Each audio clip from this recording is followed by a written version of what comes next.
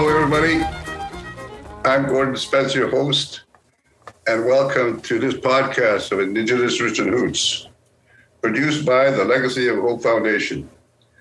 My guest today is Irene Compton. Irene Compton is a co-founder of Minwaashin Lodge, celebrating 25 years of work. She is a first-generation survivor of the residential school system. Her work at the lodge supports women survivors of violence, assisting them with safety plans, stabilization, healing and employment, and education achievement. Irene is the keeper of the stories at the lodge, which connects Indigenous women to their culture, identity, and pride.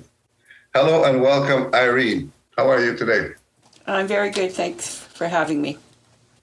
Okay, maybe we can ask you to talk a little bit about where you're from. I know we just talked a little bit about your background. Talk a little about your ancestral roots, where you come from, and your cultural background. Okay, so I'm First Nations Soto. I come from the Gordon band in Saskatchewan, but now I live in this Algonquin territory now for like 25 years. So I came from the West. You're a first-generation survivor of the residential school system. What does that mean, first-generation survivor? Did you attend residential school, or your parents, your mother, father? My mother.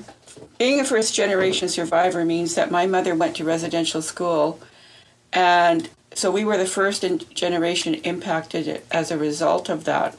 So she went into residential school. She was born in like 1920, and she had 9 children. And she went into residential school when she was 6, and she came out when she was 16. Back in the day, when they graduated them out of the residential school, they pretty well gave them equivalent of like a grade 8 education. And so when they came out of residential school, there was not very many opportunities for them to get meaningful jobs where they could sustain their families. There was really nothing for her. She was fresh out of the residential school. So she went back home to her territory. She went back to the Gordon band, and she was taken in by her uncle and aunt. So a lot of times the residential school, the nuns and the priests would try and get them jobs, and I've heard of different ones getting jobs as nannies or housekeepers, and they would transport them all across Canada to have these jobs. And I've heard from different people that they would do these jobs, but they weren't getting paid. They would just get room and board. And so, in essence, it was just like being enslaved to a system that really oppressed them, didn't really let them get ahead. And so, in my mother's case, the nuns, I don't know how they did this, but they had an arranged marriage for her. If you couldn't work out in the community, and back in the day, women were pretty well banned against working. So they married her to a 46-year-old man. She was 16. I mean, today that would be a very, very bad crime, but back in those days it happened all the time. And so she ended up marrying a Morso guy, and he was Métis from St. Lazare, a settlement in Manitoba. He wasn't a very good provider, and they ended up having to live by the river. So if you can imagine living 4 seasons out by the river, she had all her children on the land. Her first 3 children on the land. And what happened to her was she had a big mental breakdown because everything was converging, living out on the land and not having any support except being with her husband. And so she was left alone a lot with the children in the tent. And they ate wild muskrat. He hunted and fished for them. But it was really, really a hard life on the land, and her spirit broke, really.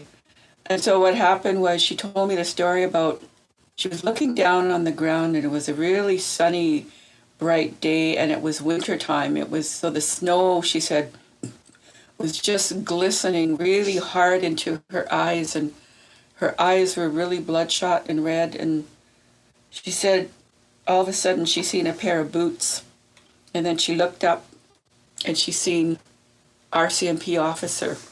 And he said to her, "It's okay, Mrs. Morso, we're going to take you somewhere where you can get better."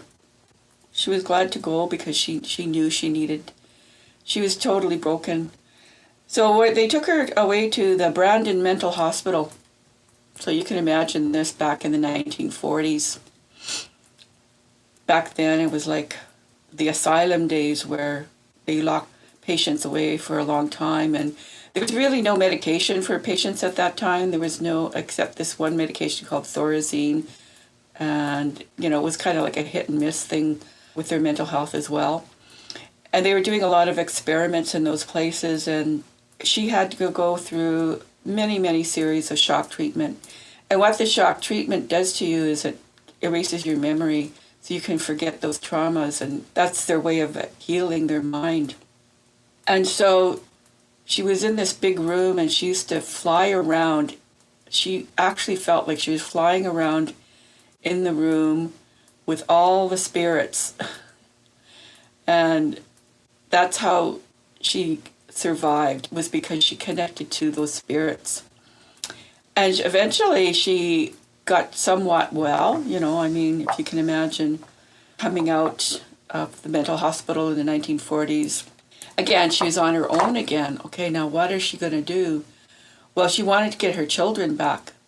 So she traveled back to St. Lazare, back to her husband, and they really shunned her. It's really amazing how in those days, even the French Indians, they used to think they were better than other natives.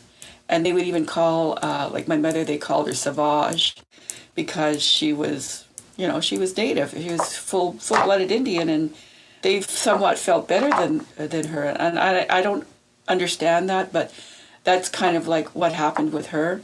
And so he kicked her out of the community, said, "You're crazy, you're mental, you're not getting your children back, and I'm keeping them." And so he ran her off with a shotgun, and again, so here she is. What is she going to do? And being the survivor that she is, she ran away to the big city, which was Winnipeg. By now, this is the 1950s. In those days, there was a street called Main Street, and a lot of the people would go down Main Street because there was a whole row of bars, and that's where a lot of the Native people would go to congregate. Also, in those days, the soldiers went there too because there was a lot of people being discharged out of the different armies. At that time, it was the Korean War. So it just so happened that my father-to-be, he was being honorably discharged from the Korean War at Fort Osborne Barracks in Winnipeg. And so he was in Winnipeg for, a short stint, and he ended up going on Main Street, and my mother met him. They had a whirlwind romance for about 3 weeks, and then he said, "Okay, Alice, I have to go back to my territory. I got a few things to do, but don't worry, I'll be back. Don't worry." And so she was hanging on that. She really loved him, and she fell deeply in love with him. And so while he was gone, she found out she was pregnant. And she was pregnant with me. 1953, she was pregnant, and then I was born in 54. And so if you can imagine, again, she is living in this society that is predominantly white, and she got herself a job at the General Hospital in Winnipeg, scrubbing floors. And she had a little room. In those days, they had rooming houses. So she had a little room, and she would go scrub the floors at General Hospital during the day. She would pin me to the bed so I wouldn't fall out. And she got the landlady to check in on me periodically during the day. And then she would rush home at lunchtime and breastfeed me. She really, really tried. She really, really wanted to hang on to me because she had to let those other children go. And so what she did, she took my little baby hand and she outlined it in a letter. And she said to my father-to-be, she said, "You have a daughter. Can you please come back?" And, I could have gone either way. I mean, in those days, there was a lot of absent fathers, or they just disappeared, and the woman was left, in trauma. Luckily enough, though, he came back. We were lucky he came back. And I wish I could say everything was really good after that, but don't forget, my father is a Korean War survivor. My mother is a residential school survivor. So in my home, there was a lot of drinking. My father was an alcoholic. Thank God my mom wasn't that much of a drinker. She was more of a spiritual woman. She was a traditional woman. She knew all the ceremonies. And she was also a Catholic. So you'll find a lot of those old people from out west. They're kind of blended. They follow the Catholic tradition, but they also follow the traditional ways. And so that was her. And so, we had our traditional ways. We'd go to ceremony every summer back at Kisakus. But then, each night she would get us to say our rosary on our knees. And there would be a picture of Jesus on one side, the Virgin Mary on the other, and in the middle was John F. Kennedy. It's funny. Yeah, my mom was funny. Yeah. She was funny, but she was a survivor. She was strong spiritually. And that's what got her through everything, was that strong spirit. And she believed in traditional ways. She was a sun dancer for, 40 years, and my brother's been a sun dancer. He went sun dancing with her and when he turned 20, and he's still sun dancing today. And so he's carried on that tradition in the family. Is that Jim? Yeah. Yeah. Yeah. She's passed on that strong spirit to him as well, eh? So after that, my mom had 3 more kids with the new Compton family. And out of all those 9 children that she had, I could go, 90% of us were wiped out. Her first son, he used to always say to her, "Hey, Mama, I'm going to buy you a home," because he lived out on the land, eh? And so he went and took a job on the trains to make money to buy her a little place. And unfortunately, when he was 17, when he was working on the trains, he fell in between and he was instantly killed. So big trauma. First son, 17 years old, he's gone. And then the other 2. 3 children from that same batch of children. One of my sisters, Marianne, she was murdered on the Yellow Quill Highway back in 1973. And she left some children behind, but that intergenerational trauma still persisted because she was a drinker and some of her children ended up with FASD. And then my other sister, she was an alcoholic as well. Again, her children had learning disabilities. They're out on the streets. That's that next generation. It's still filtering right down there again, eh? Right. And then she had a little baby that was born, and she didn't live very long.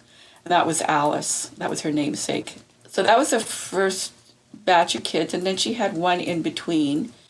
His name's Gordon Morso. I know him. Yeah, and he had a German father. He was a soldier too, eh? Oh, okay. I didn't know that. Yeah, he had a German father, and again, whirlwind romance. But that one didn't come back. And so what she tried to do, she wanted to hang on to Gordy, and so she ended up in Rivers, Manitoba, which is a small farming community about an hour away from Winnipeg. And she ended up working in the beanery. She called it the beanery, and I figured out what beanery means. It means restaurant. Right, yeah. And so she would go work at the restaurant every day, and she was trying to build up some money so that she could take me back to Winnipeg and, try and get better life. And so who took care of Gordy was a farmer, an old Scottish farmer, and he had a Sioux Valley. She was from Sioux Valley. So she was full Sioux woman. They raised him. But he always wanted to be with us, and it was a big heartache on him. And he died when he was 44, and I really truly believe it was because of all those traumas of wanting to be with us, and he couldn't. Yeah. So he had heart troubles. So then we come to the second batch of kids, which is the Compton family. So my baby sister, she ended her life. She chose to end her life when she was 20 years old. And then I had a sister, Kathy. She worked for the government. She worked for Indian Affairs for many years. She had mental health problems, and that's the intergenerational trauma. And she died when she was 48. And it was a natural death, but it was really, actually, I think what happens is if they're suffering too much emotionally and mentally, those ancestors just come and take them. And truly, I think that's what happened to her. And so then the only two that are surviving ones is me and my brother Jim. And this is the good part of the story. We made it to that elder stage of life, thank God. All those other ones were taken in way too young. So my brother, I'm very, very proud of him. He is a co-founder of the Aboriginal Peoples Television Network, and he's a communications director for Dakota TP, Child and Family Services right now. But he does he's traveled the world. He's done a lot of reporting. He was the first Indigenous reporter ever on CBC in Winnipeg there. So I'm really, really proud of him. And he's a very traditional guy. He has a lot of knowledge and teachings. And then there's me, and I was very fortunate to be given the bundle of founding the Aboriginal or the Indigenous Women's Sports Centre here in Ottawa 25 years ago. And Creator gave me my purpose in life, and I've been very honored with that. So that's what means by being first generation, intergenerational survivor. And then it still carries down to that next generation. We're still playing it out in our family in a big way. Yeah, I know most Canadians are not aware of the impacts of residential schools. And those impacts continue to this day as first, second, third generations. And it takes a long time to break out of that cycle. And I knew your brothers. I knew Gordy, I became friends with him when we went to Brandon University together. And also I became friends with your other brother, Jim, and we're still in contact today.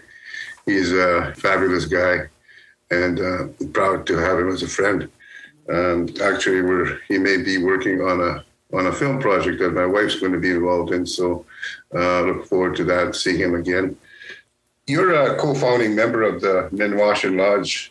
Can you talk a bit about that and your work at the lodge? Yeah. So when I landed here in 1994, or was it 93 actually, both my brother and sister were seconded from their jobs to come and work on the Royal Commission report. So they both ended up here in Ottawa, and so I came to visit, and I really, really liked Ottawa, and I really did not want to go back to Winnipeg because there was so much bad memories there for me and not much hope in Winnipeg. And so I put down my tobacco and I asked Creator, I'd like to really be able to stay here, and could you open up those doors and put those people on my path so I can stay here? And that tobacco is very, very strong because I was running out of EI, and it was getting right down to the 11th hour. And what happened was I went to the gym one day, and there was a girl. She looked very beautiful. I thought she was Spanish because she had such black hair and dark eyes, and she had a cute little turned up nose, and I just didn't think she was Aboriginal. And so she noticed me, and she came up to me after the aerobics, because we were aerobic queens back then. And she came up to me and she said, "Are you Anishinaabe Kwe?" And I said, "Yes, I am." And then we kind of bonded instantly. And then we went for coffee, and she told me she was starting this little Aboriginal women's support program. It was just a little program she was going to do, trying to do a couple events, bring people together, things like that. And so I said, "Well, hey, I can help you. I'm a secretary, and I got a lot of skills, organizing skills and things like that." And so she was really glad to have me. We both kind of stumbled around trying to figure out, okay, how are we going to do this?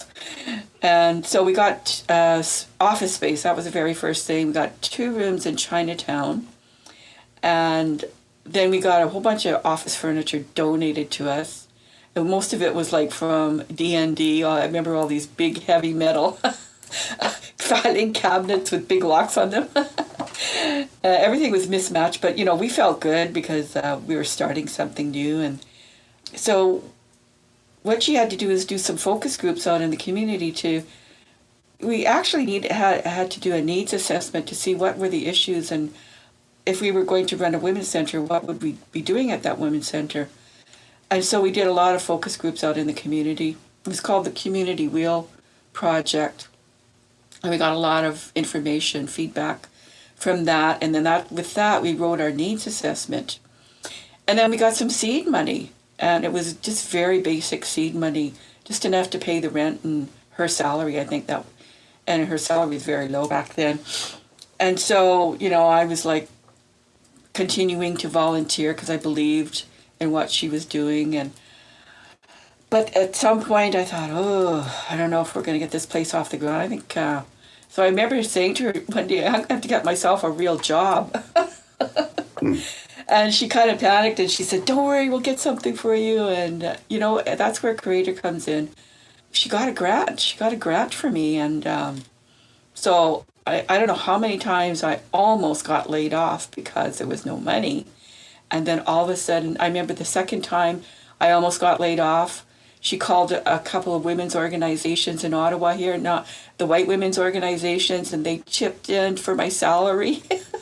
Well, so that was really humble beginnings. And, what was her name? Colleen White Duck is the founder of Minwaashin Lodge. Okay, she's from Kiriganzibi, right? Yeah, Algonquin. Algonquin woman. Yeah, very good person, yeah. Yeah, she's gone on to do really great things in the mental health of the community as well. So, actually those white women helped us out a lot. They helped us write proposals. They were academic and we weren't necessarily that academic. So they wrote those proposals. Our first proposal was just for the Sacred Child program. So then there was another position. And then we had another counselor position. Before you know it, we had 4 or 5 staff in those beginning days. And then we got incorporated after 1 year. And yeah, we just kind of like kept on going. And now today, we employ about 40 women here at Minwaashin. We have our beautiful facility with all kinds of programs and services for women fleeing violence. And we were able to get a 22-bed shelter established in 2001. That took a lot of lobbying. And we have the only Indigenous shelter in the city of Ottawa here for First Nation, Inuit, and Métis women. Yeah. It's amazing that we have to put so much effort into providing basic programs and services for Aboriginal people in the city when it's so prevalent, the need is so high. And I think people such as yourself, deserve a lot of credit for the work that you do. Can you talk a little bit about some of the services and programs you offer at Minwaashin Lodge? Yeah, we have services and programs for every stage of life. So when you walk in the door, there's a Sacred Child program. So we have a play lodge for the children. And we have a team of workers that help women. When Children's Aid gets involved, we help those women get their children back. We also, when the children are born, we go to the hospitals to support the women so that CAS can't take the children right out of the hospital. So we do a lot of advocating to get those children to stay with the mothers, but we also have wraparound support services for those mothers, counseling for them and their children. We have a lot of food bank programs, a lot of support services, so that when a woman is stuck, she knows that she can call Minwaashin Lodge. And, we do everything from buying baby car seats to giving women bus passes to funding them for some courses, like everything that falls through the cracks. Every request that we get, we honor, no matter what it is. And, it's just to help that woman get through the month, really. Sometimes, a lot of times they don't have food, or they're dealing with stalkers or violence in their community. And, whatever request comes our way, we always help the woman wherever she's at. We don't make no judgments. We just help her where she's at and try to help her rebuild her life, because, once you take care of the women and the children, that next generation becomes a better generation. We fully support those mothers. 90% of them are single mothers in our community. Yeah. Mm-hmm. Thank God you're there for them. I know you practice your traditional culture, and I have so much respect for people like you that do that. I can only imagine that this has been a big support for you in terms of dealing with your work, and how much has this been a factor in helping you get through your life as, I guess you're the executive director of the Minwaashin Lodge. How has it helped you get through? Well, I'm a manager here at Minwaashin, but any foundation for anything is our culture. Like the elders say, everything you need is in your culture, and that's what I believe so much. So coming from, where my mother comes from and learning from her. I mean, in Winnipeg, we were Grand Central Station for all the elders that came from the reserve because my mother was so popular. She was so funny and she was so welcoming. They would come and stay with us all the time. And so I learned a lot watching, we had circles in our house and ceremonies, pipe ceremonies, and then we'd go to our traditional ceremonies on the reserve. So I was brought up with a lot of it, and I didn't even know if I was ever going to connect to it more fully. But when I started working with Minwaashin Lodge, that's when I started to connect more, because Lillian Pitawanakwat is our founding elder, and she was the one, she said to us women in the beginning, she said, you women have to go back home to do your healing and your ceremonies before you even start working with the people. So that's what we did. So I went back home to my territory, did my ceremonies, did some vision quests out here, and we got spiritually stronger. And that's where we started to find our voice, because a lot of us I was pretty shy. I hardly ever said anything, but I learned to have a voice. And through that drum, I learned to have an even stronger voice. So it was like really big breakthroughs with these sacred tools that help you on your journey. Like that drum helped me so much. And that first eagle feather that you gave me, I thought I won a lottery, but I didn't even know what it meant really, until I started holding it when I had to talk in public, and I noticed that feather helped me a lot to stay grounded and not to be so nervous and scared. And so we come to honor these sacred tools and what they mean to us. We start to come to understand. Sometimes we'll be gifted with something and we don't know why, but that elder sees something already in you, and that's why they're gifting you with those things. So I was also the coordinator of the culture program, so I had to learn a lot about the ceremonies, full moon ceremonies. I kind of came natural. I'm the keeper of the lodge, so I have to make sure that our lodge is healthy and do certain ceremonies. And so now in this elder stage of life, I never thought I'd ever be called an elder or a knowledge keeper, but the community has kind of gifted me with those responsibilities. So I'm starting to really take those honorings inside and walking in that way. You are the keepers of stories at the lodge. What does that mean? Well, I can tell you that thousands and thousands of women have come through our lodge. Thousands of women have done their healing journey in our lodge. They've cried their hearts out. We've done cedar baths with them. We've done all kinds of healing work with them. And a lot of these women, they're intergenerational survivors of the residential school. And some of them are so broken that we have to do many, many, many years of work with them. And so I can say that I was witness to all of these women coming through the lodge, because I do the culture program and I do the employment readiness program. So I've witnessed all their journeys. And so that's why I'm the keeper of this. I don't tell their stories and their names, but I carry them, and they've inspired me with my own journey.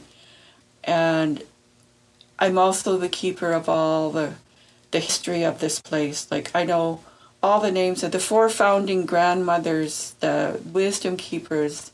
I know all their names. I know what they're all doing now. I know all the workers that we had in the beginning. We had a training program the second year we started, because there was no trained Indigenous counselors. There was always trained non-Indigenous counselors that our women were having to go through, and they were not culturally appropriate. So we had to train our own women.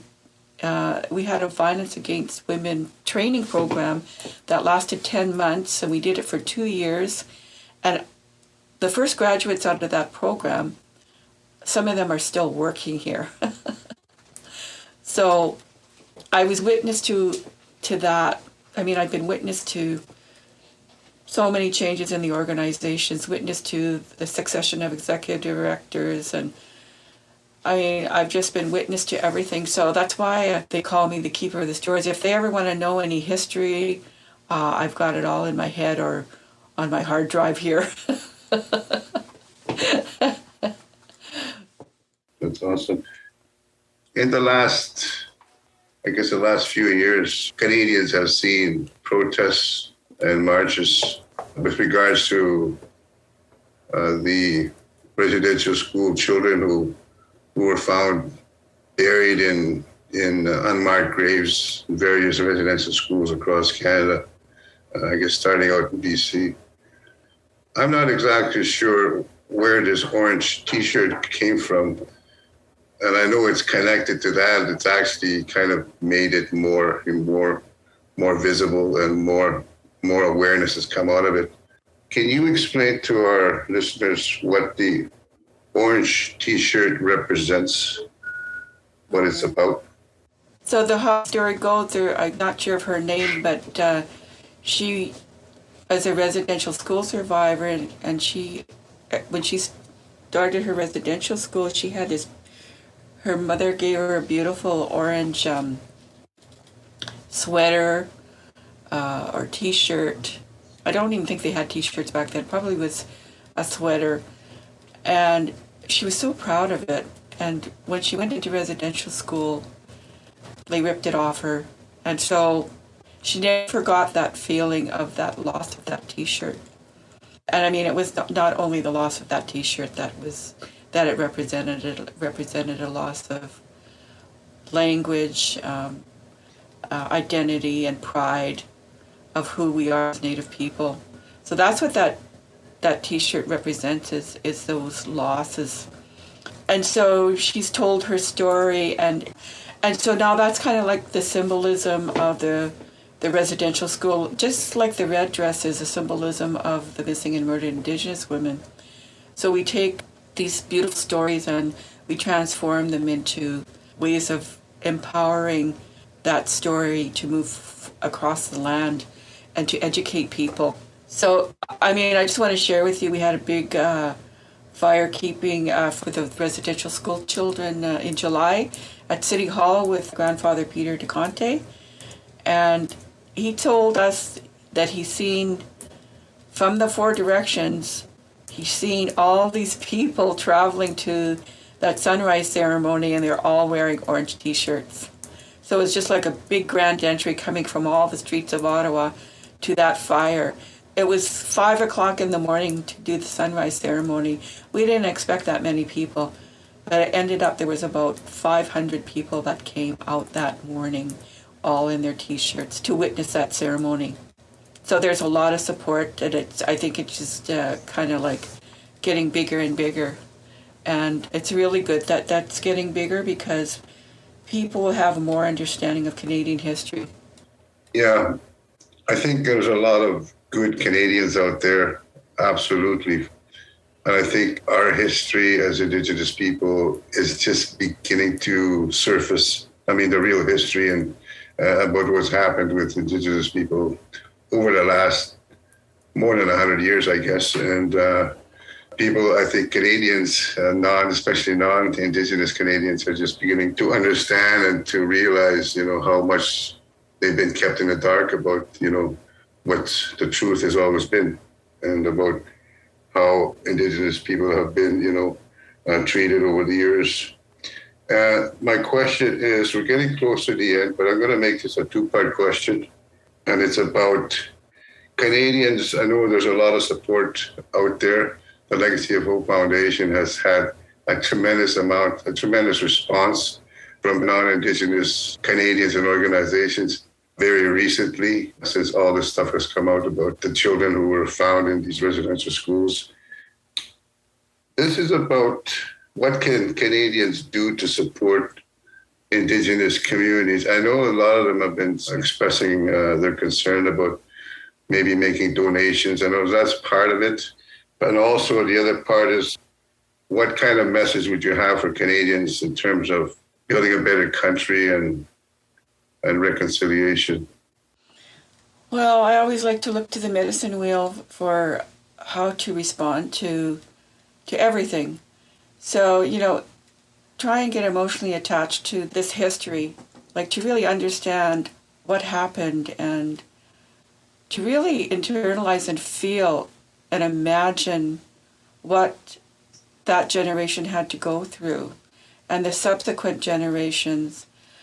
How we do that emotional attachment a lot of times is through engaging in circles, in ceremony. I get called sometimes just to do family circles just because they want to understand more. And by us telling our way of doing things, it transforms that family in on so many different levels. So emotionally getting connected to those stories is important. So you can internalize it, feel it, and understand it.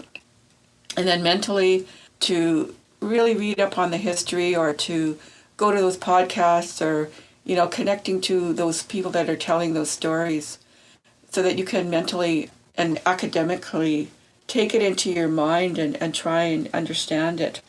I mean, physically, there's so many things people are doing nowadays. This guy just, from Minwaashin Lodge, he did a paddle. What he did is he paddled the traditional Algonquin trading route here in Ottawa, and he's raised awareness through his own social media. And so he's got a following, and he's raised a lot of money, actually, and awareness. That's really important, is the awareness, to really focus on the issue and listen to those stories and create that awareness. So physically doing things, like he's riding a bike. I mean, he's doing the paddle boat, but there's so many other physical things that you can do. Thielen Kicknosway just did a walk for violence against women across Canada and raised so much awareness because he's got a lot of gifts that he carries. He's a hoop dancer and he's a good speaker and he knows all the issues and he's young and so he connects to all those different generations. So, just following these really fantastic Indigenous youth, they have so much to say and so many great ideas. So emotionally, mentally, physically, and spiritually. So we have a beautiful culture and we like to share it, but a lot of times people try to appropriate our culture. And so that's where it has to be clear that we'll share the culture with you, but you are from your own culture. So it's important that you find out what's in your culture that gives you meaning and strength. You can experience our culture, but going back to your own culture and focusing on the strengths of that culture and walking in the world with that culture is really important. So we have different gatherings, spiritual gatherings, like a powwow is a spiritual gathering. Minwaashin Lodge has women's retreat weekend where we have, ceremony through the whole weekend and workshops and coming together of all the nations of people, not only Indigenous people. So trying to experience, and like I said, not to appropriate and to really soft moccasin your way into the community, because sometimes people just come in and feel like they're entitled to a lot of things and it's not the way to do it.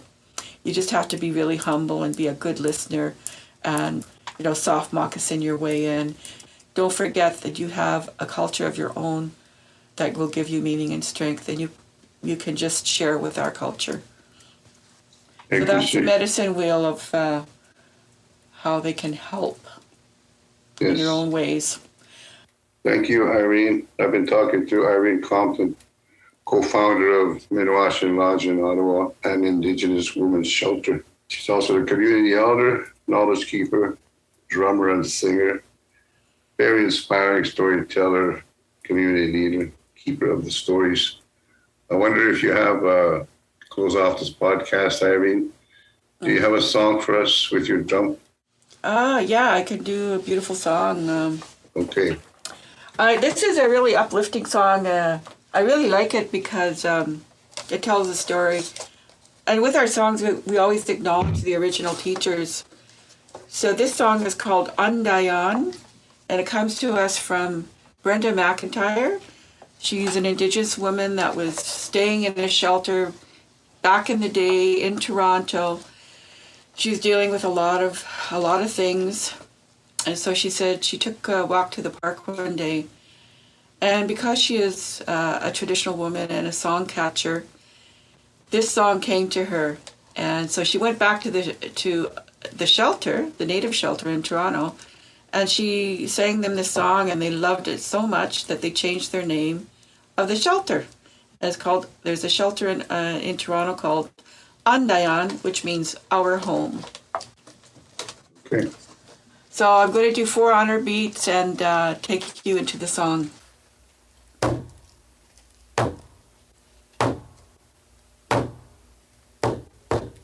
So we have leads in our songs, and the lead in this song goes like this.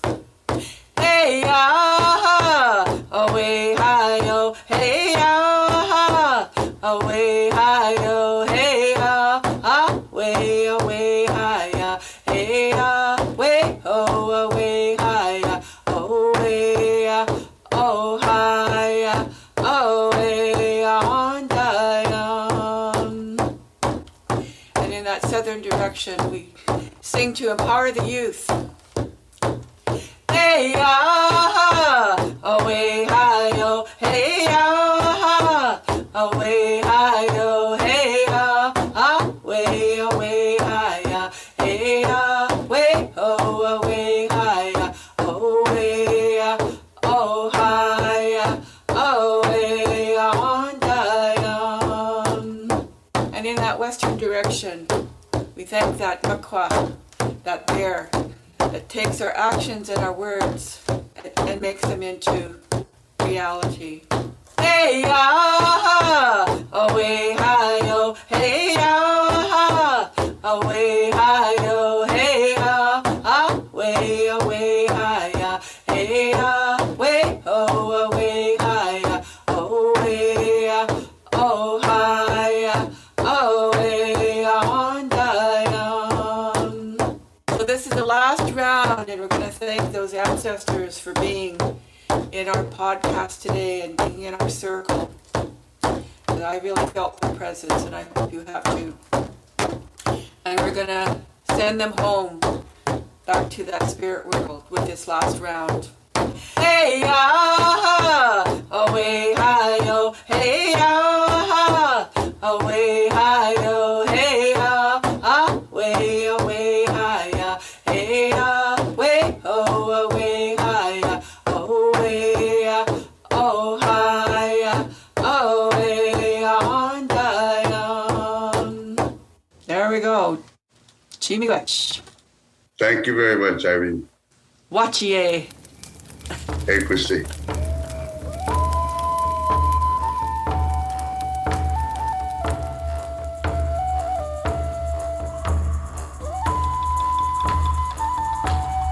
Roots and Hoots is produced by the Legacy of Hope Foundation. For more podcasts like this, please visit our website at legacyofhope.ca.